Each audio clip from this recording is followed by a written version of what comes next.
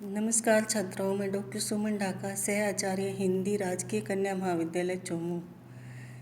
जैसा कि आपको विदित है कि हम भक्तिकालीन साहित्य का अध्ययन कर रहे थे।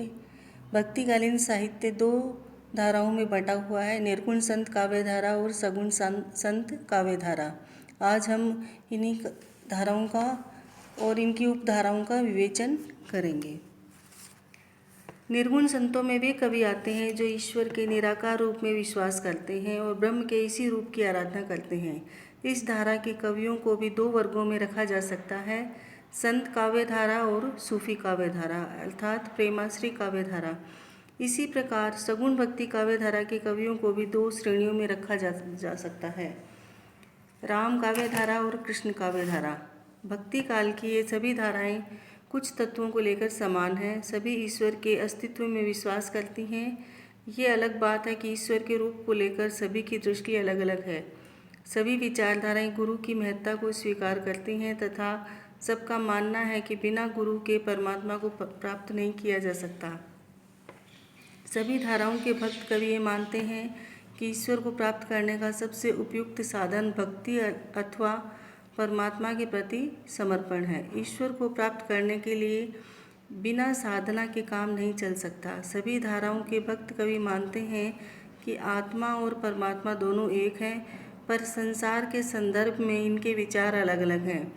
सभी धाराओं के कवि ये मानते हैं कि भक्ति के लिए मानव के पवित्र आचरण अति आवश्यक है। बिना अच्छे कर्मों के हम ईश्वर तक नहीं पहुंच सकते। इन कुछ सामान्य बातों के अतिरिक्त विभिन्न धाराओं के कवियों के विचार अलग अलग हैं।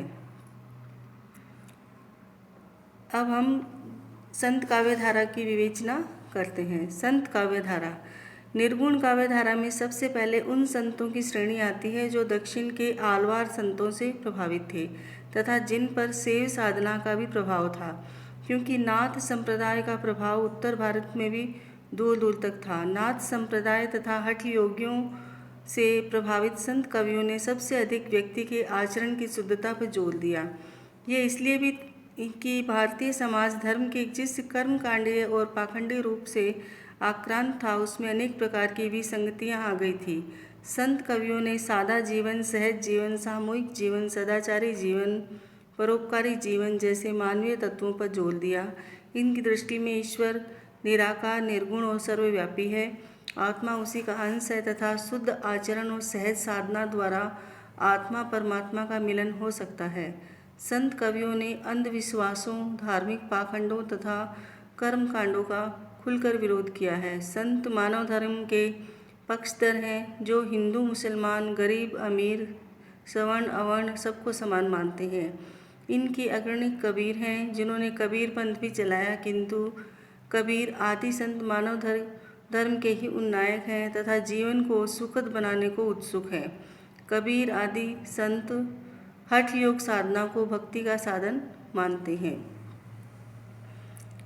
निर्गुण संत काव्य धारा में जो दूसरी धारा है, जिसको हम सूफी काव्य धारा या प्रेमाख्यान काव्य धारा कह सकते हैं, हम अब इसका विवेचन करते हैं।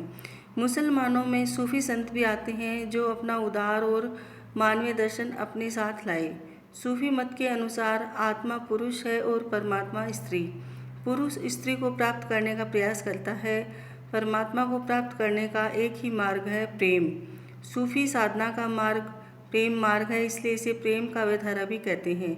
सूफी संतों ने भारतीय जीवन से अपनी कथाएं ली हैं। उन कथाओं के माध्यम से सूफी मत को व्यक्त करने का प्रयास किया है। सूफी कवियों ने भारतीय जीवन के अंतरंग का बड़ी गहराई से अध्ययन किया तथा यह उनके काव्यों से स्पष्ट होता है। सूफी संप्रदाय के अग्रणी कवि मलिक मोहम्मद जायसी ने पद्मावत नामक काव्य में रत्नसेन और पद्मावती के प्रेम की कथा कही है, जिसमें पद्मावती ईश्वर है और रत्नसेन आत्मा है। नागमती दुनियादारी है। अलाउद्दीन खिलजी जो पद्मावती को प्राप्त करना चाहता है, माया है। रत्नसेन का मंत्री राघव चेतन शैतान है। इस प्रकार इस कथा को रूपक में ढालकर मसनवी शैली में लिखा गया है। दोहा चौपाई शैली में लिखी गई इन प्रेम कथाओं की भाषा अवधी है। ये काव्य वर्तमान काल की स्थितियों में बहुत ही प्रासंगिक लगते हैं।